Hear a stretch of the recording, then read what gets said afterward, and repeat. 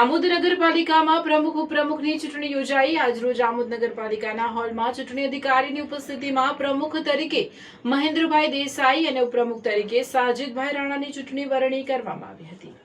આ નિમિત્તે આમોદ નગરપાલિકાની ચૂંટણીમાં કોંગ્રેસના 16 સભ્યોમાંથી 15 સભ્યોએ મત આપ્યા હતા, જ્યારે ભાજપના 8 સભ્યોમાંથી 7 સભ્યો હાજર રહી ચૂંટણી પ્રક્રિયા પૂર્ણ કરી હતી, જેમાં કોંગ્રેસના સભ્ય અને શહેર કોંગ્રેસના પ્રમુખ મહેશભાઈ પટેલ યાત્રાએ ગયા હોવાથી ગેરહાજર રહ્યા હતા, જ્યારે ભાજપના દક્ષાબેન ચંદ્રકાંત પટેલ સભ્ય ગેરહાજર રહ્યા હતા। આ પ્રસંગે આમોદ નગરપાલિકાના કોંગ્રેસ ભાજપના સભ્યો, મુખ્ય અધિકારી, ચૂંટણી અધિકારી તેમજ આમોદના નગરજનો મોટી સંખ્યામાં આમોદ નગરપાલિકા ખાતે ઉપસ્થિત રહ્યા હતા, જ્યારે સમગ્ર ચૂંટણી પ્રક્રિયામાં કોઈ અનિચ્છનીય બનાવ ન બને તેના પગલે ચુસ્ત પોલીસ બંદોબસ્ત ગોઠવી દેવામાં આવ્યો હતો।